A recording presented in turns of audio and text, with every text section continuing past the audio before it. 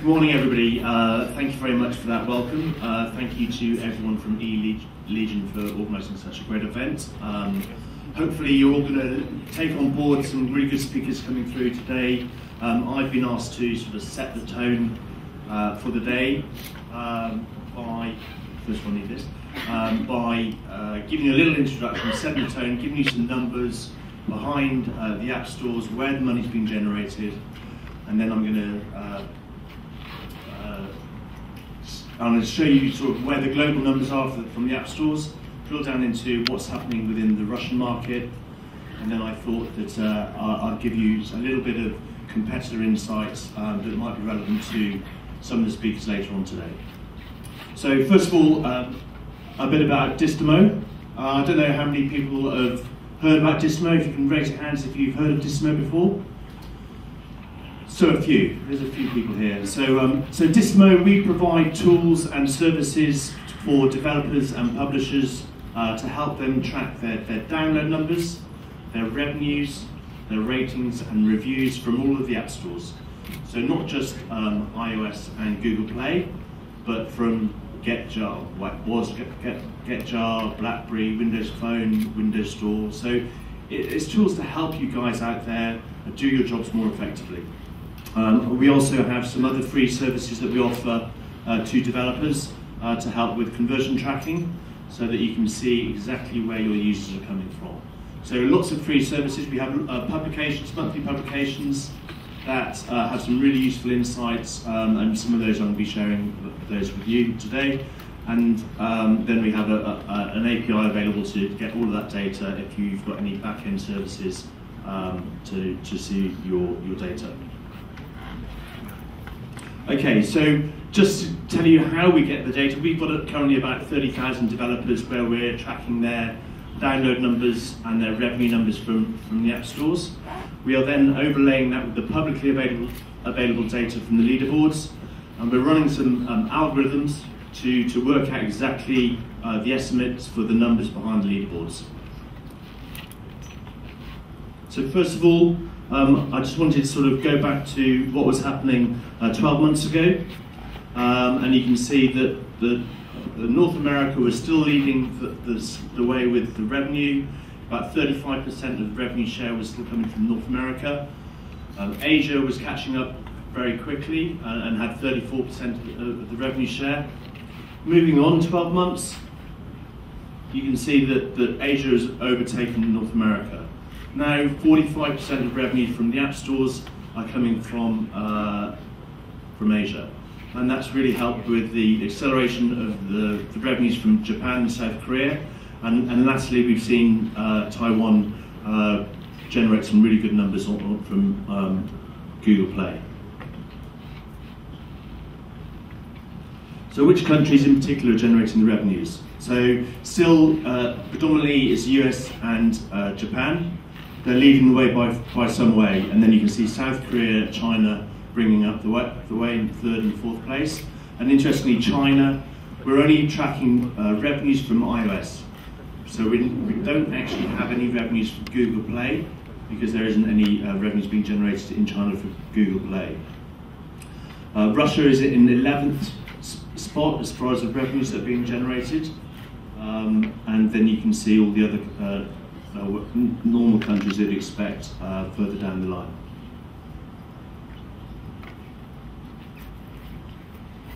So which countries are growing quickest? So as I mentioned, I've lost my friend. How's that boring? So yeah, South Korea, China, Japan are where the fastest rate of growth has been year on year, from February 2013 to February 2014.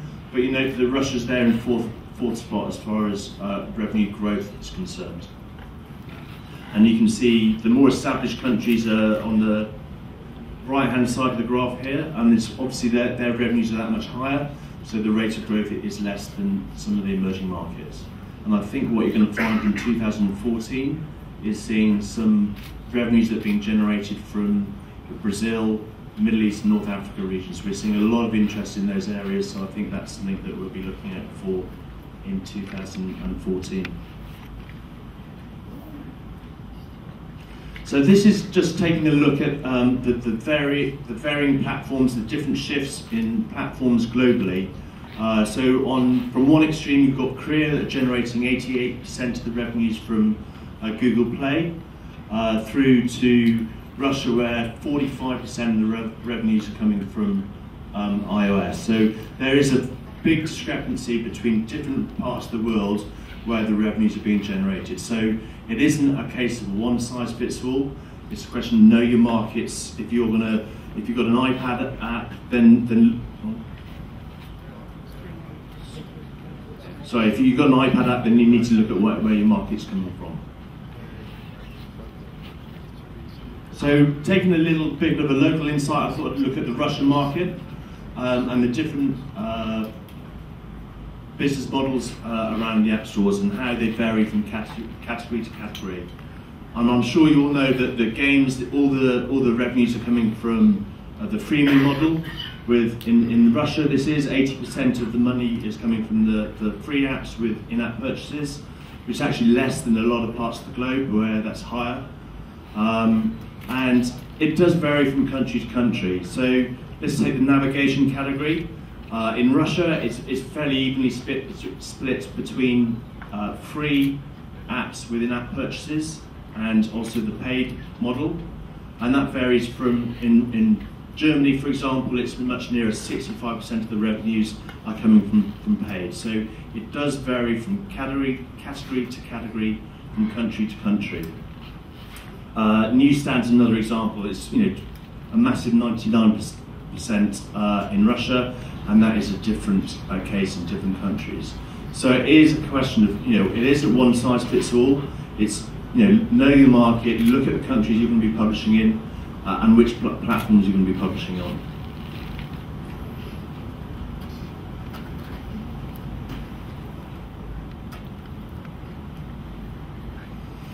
Okay, now taking a bit more of a deeper dive into the Russian market, looking at the different categories. I've excluded the games category because I thought that everyone was always talking about the revenues that are being generated from games. This is excluding the games category and looking exactly where the variation between platforms and categories are concerned. So you can see that social networking is the leading category on iPhone, and you've got Viber is the #1 app on generating the most revenue for social networking. With navigation in third spot with Navitel app, and then the streaming service is in top spot for the entertainment category for iPhone. So moving forward to look at iPad, it changes dramatically. So you can see that entertainment is by far and above the best performing revenue category on iPad. So that's obviously because people are looking at a different amount of content and how they actually look at their content. But social networking is back down in 10th place for iPad revenue. Moving across to Google Play, you can see that travel and local is the best performing app within this category, and I think that's Navitel as well as the best performing app. So again, it's just highlighting how the different platforms vary in different countries. So please make sure that you're aware of what's going on within the different categories and the different countries, so that you can help with your marketing strategy.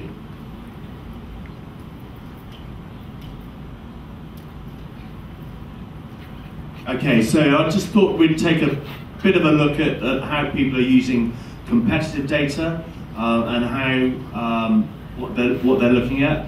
And I don't know if you've heard, I know Andy from SoundCloud is going to be speaking later on.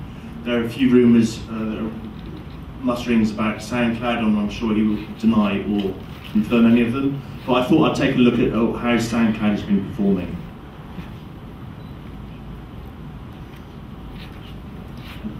I promise I'm okay.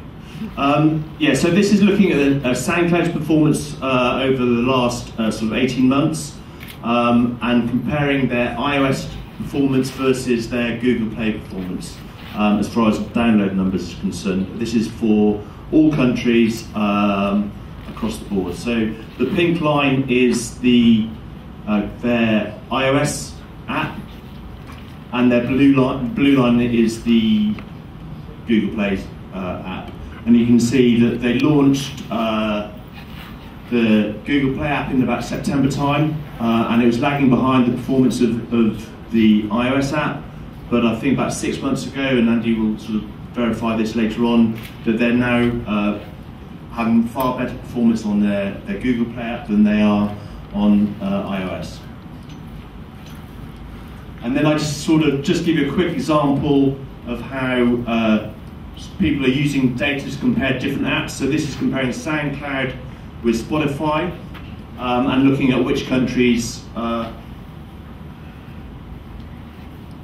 So this is comparing Spotify and SoundCloud. So you can see where Spotify is outperforming SoundCloud, and where SoundCloud is outperforming Spotify. So the blue coloration is SoundCloud, and the pink coloration is for Spotify. So I think it's fair to say that Spotify is outperforming SoundCloud in the more established countries, so obviously US and Europe, where SoundCloud is outperforming Spotify in the sort of emerging markets in Indonesia, Brazil, and India as well. So and here in Russia as well. So that's just an example of how companies are using sort of data to see, looking at competitors, see which countries they're performing best in. So if you're going to release a similar app to SoundCloud, then this is the sort of information that you can find out. And I think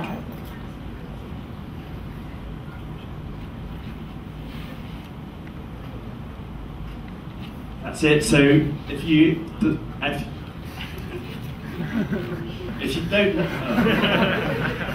don't know much about Distimo, go to the website. There's an awful lot of free resources available to you where these type of insights we do. We've just released a publication on the different categories within Google Play and the effect that changing the categories has had on different apps. So it's really interesting. We've got some free webinars and those reports in our blogs. And then also there are free services that you can sign up for that help you do your day job each day.